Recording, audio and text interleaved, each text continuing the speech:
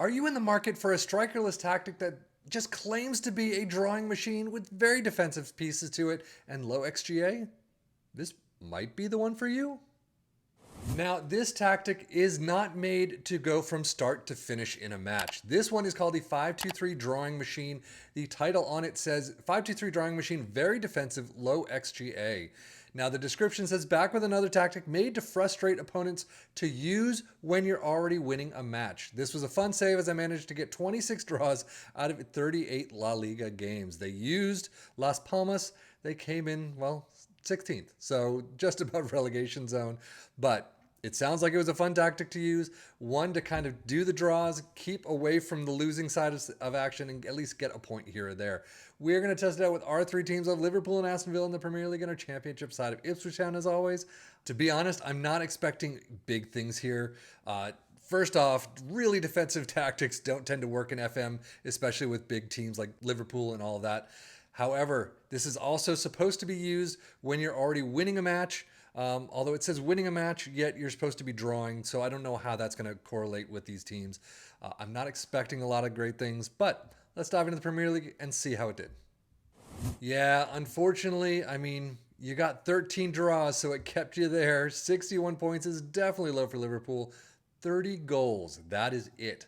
Aston Villa with 25 goals and 15 draws. It's just unfortunately the losses are there, not by a lot. You got 0-1, 0-1, 0-2, 1-2. So some of them are bad. Some of them are not too bad at all. But overall, this tactic definitely didn't work from start to finish for these teams.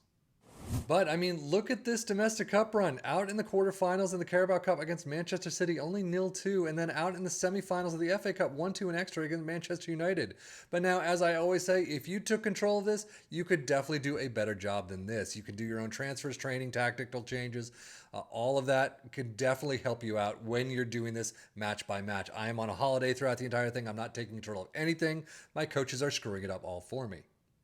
Unfortunately, no trophies for Liverpool this season, out against RB Salzburg in the Europa League quarterfinals. So overall, yeah, this wasn't a great season for Liverpool. Yes, they got to the quarters in the Europa League and the Carabao Cup, the semifinals in the FA Cup, but still not great overall. And yeah, squad-wise, I'm not expecting to see much, especially with, 30 goals? 16 for Salah, 7 for McAllister. Assists, no one breaks double digits. 6 for Luis Diaz. Average rating, well, Gallagher gets in there, but 7-2-3 for Allison, of course. Well, Aston Villa, of course, a bit more down in the table. Carabao Cup third round is where they lose out 0-1 against West Ham, and then Blackburn drops them out in the FA Cup fourth round in the replay, 0-1. And in the Europa Conference League, out against Sparta Prague, 0-2 away from home, 1-0 win at home, but still not a lot of really bad drubbings. I mean, yes, you win there, but draw two, only one there, another couple of draws. So the drawing really kind of helps it seem. So if you can get to that point in a match that you just want to keep, like a Man City or something, maybe put this on. I don't know. So yeah, overall for Aston Villa, 13th place is not where you want to be. And the trophies this season, definitely forgettable. And this probably isn't going to look very good either. 6 goals for Ramsey, 5 for Diaby, Luis, well, Coutinho, of course, but assists, 7 for Digne. Average rating, well, Robin Olsen gets in there, but Martinez gets a 703. It's going to be the goalkeepers in these types of defensive actions for the likes of Liverpool and Aston Villa. Well, looking at the data hub, I really have no words on the attacking side. Defensively, holy crap, but wow. Goals per game, only 0.79. That hurts. 0.39 conceded, 0.45 XG against is phenomenal, though. And yeah, Aston Villa's no better, of course. Defensively, they're better than usual in many aspects, but attacking-wise, 0.66 goals per game, 0.89 conceded, 0.78 XG against. This is about Liverpool's average on a normal day. This is definitely low for Aston Villa, so well done on the defensive pieces. Everything else kind of sucks. Well, so of course we're back to this screen. Liverpool points per game, 1.61. Aston Villa with 1.11. But unfortunately, they're not in a lot of these Premier League stats. Fewest shots against Liverpool with 150, Aston Villa with 224. Most possession, 58% for Liverpool, 56% for Aston Villa. And then best pass completion, Liverpool with 93%, Aston Villa with 92%. And that's it. Well, I'm not even going to leave you in suspense on this one. Ipswich in 14th place, not great. 59 points, only 29 goals. That hurts. Schedule-wise, out in the Carabao Cup second round, they beat Stevenage this time around, but lose out to Watford 0-1. FA Cup third round, Peterborough dropped them out 0-2. So yeah, overall, this season was pretty awful. Squad-wise, I hesitate to even do this, but 7 goals for Wes Burns. Al Hamadi's on loan, but where is Hurst? All the way down with no appearances whatsoever. Of course, no strikers, so what do you expect? But assist 4 for Wes Burns, and that is it. Average rating, Haladke gets one for 708, and that is it. And of course, championship stats, Ipswich in 14th place, 1.28 points per game. That is just insane. And same as the Premier League stats, but here with Ipswich Town, 284 fewest shots against, most possession with 56%, and best pass completion with 91% in first.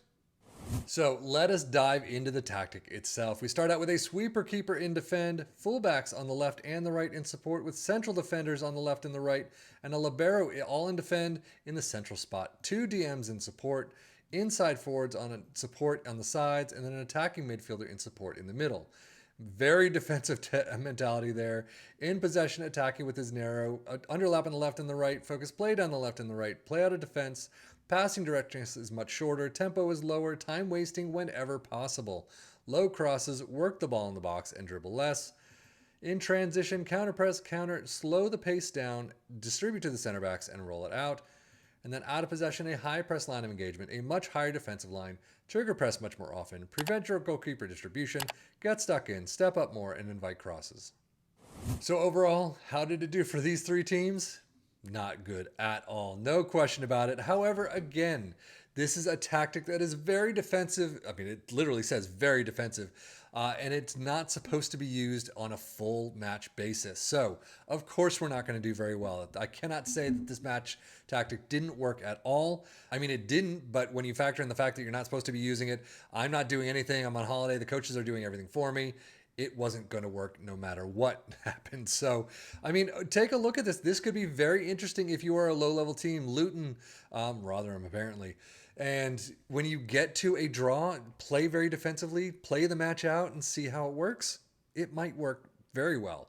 I mean, the aim of this tactic is clearly to bring you out of the relegation zone and into the main section. You're not going to be winning the Champions League or getting to the Champions League with this for the most part.